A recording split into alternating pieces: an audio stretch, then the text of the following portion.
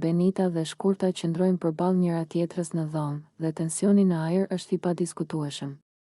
Shkurta, me stilin e saj provokues dhe ironi të zakonshme, nuk ndalet asnjë moment, duke hedhur komente që duket se synojnë vetëm të acarojnë Benitën. Ajo buzëqesh ndërsa përmend diçka nga e kaluara e Benitës dhe shton: "Ti gjithmonë reagoni kështu, e di që s'duhet, po prap nuk përmbahet." Benita, e ndjerë dhe e acaruar nga fjalët e Shkurtës, i kthen me një ton të prerë: "Mos më fol kështu, je bërë si lundër. Sa herë flet kështu, më nervozon pafund." Fjalët e saj bien rënd në dhomë, duke shkaktuar një heshtje të shkurtër mes banorëve të tjerë që e ndjekin debatin me sy të hapur. Shkurta nuk e merr seriozisht, përkundrazi, duket sikur kënaqet nga reagimi i Benitës. "Oh, po acarohem unë? Po pse? Nuk po e shijon pak emocionin?" Thot ajo me buzëqeshje ironike, duke shtuar benzinë në zjarrin që tashmë diqte. Benita fillon të ndjejë se durimi i saj po shteron. Fytyra i skuqet nga zemërimi, duart i dridhen lehtë, dhe zëri i saj bëhet më i lartë dhe më i fortë. "Të them edhe një herë, mjaft. Nuk do të më provokosh më," thot ajo, duke bërë shenjë Shkurtës që të ndalojë. Por Shkurta vazhdon të buzëqesh, si të thoshte: "Ti nuk mund të më ndalosh." Banorët e tjerë ndjejnë tensionin që po rritet, disa e shikojnë me shqetësim, disa me kuriozitet, ndërsa atmosfera brenda shtëpisë bëhet më e nxehtë me sekondë që kalon.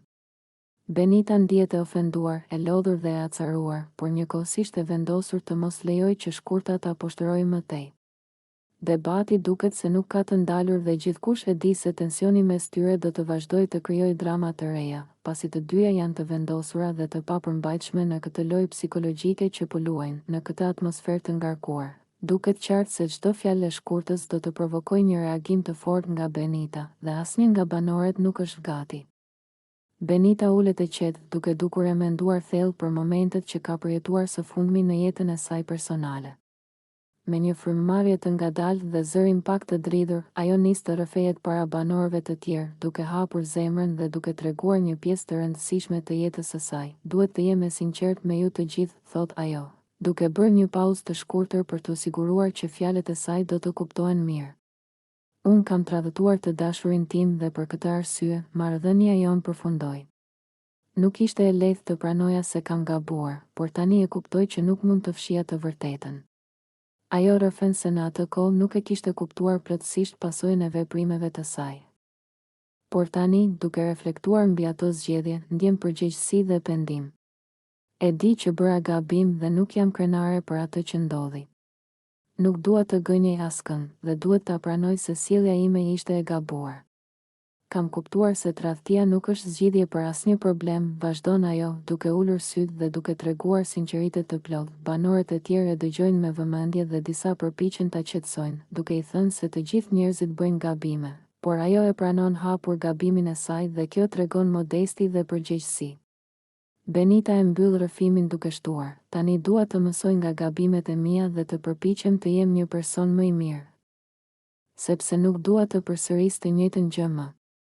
Në këtë moment, atmosfera është e qetë dhe të gjithë kuptojnë se Benita nuk po përpiqet të justifikohet, por thjesht po rrëfen të vërtetën dhe po pranon përgjegjësinë për veprimet e saj.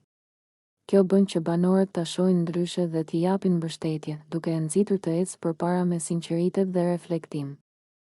Shkurta, e ulur në divan bashkë me disa prej banorëve të tjerë, e vëren Benitën në anën tjetër të dhomës duke ngrënë një banane me qetësi. Ajo e kap këtë moment dhe, si zakonisht kur kërkon të bëj humor apo të ngacmoj dikë, fillon të qesh me zë dhe hedh një koment të shpejtë. Me një buzëqeshje të gjerë, Shkurta i drejtohet Benitës: "Haje me kujdes atë bananen, se mos të ngelet në fyt nga ngutja." Duke e shoqëruar fjalinë me një të qeshur të egzageruar që të gjithë e dëgjojnë, banorët e tjerë e kthejnë kokën menjëherë, sepse e dinë që Shkurta ka talent për t'i ngacmuar të tjerët në mënyrë ironike. Disa qeshin, duke menduar se ajo po e bën për humor, ndërsa të tjerë shikojnë Benitën për të parë reagimin e saj. Benita, e cila në fillim nuk e kishte kuptuar që Shkurta po i drejtohej asaj, e ndalon çastin 5 sekonda dhe ngre syt me një shprehje mes habis dhe nervozizmit: "Pse po merresh prap me mua?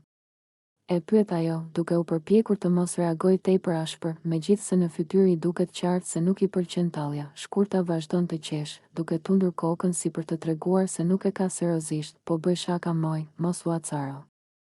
Thjesht të pash duke ngrënë dhe më erdhi komenti vet, thot ajo me një ton të lehtë, por që duket sikur e bën nga qefi i provokimin. Disa banor përpiqen të ndërhyjnë duke i thënë Shkurtës të mos e teproj, se Benita është lodhur nga ngacmimet e saj të vazhdueshme ditët e fundit. Ndërkohë, Benita vazhdon të hajë bananen, por me një reagim të dukshëm të ftohtë, duke u përpjekur të mos i jap më shumë rëndësi komenteve të Shkurtës. Atmosfera në dhomë mbetet e tensionuar për disa sekonda, sepse të gjithë e ndjejnë që edhe një shaka e vogël mes tyre mund të kthehet në një debat të madh në çdo moment. Shkurta, nga ana e saj, vazhdon të qesh me ironi, ndërsa Benita mundohet të ruajë qetësinë, edhe pse ngacmimi e ka prekur.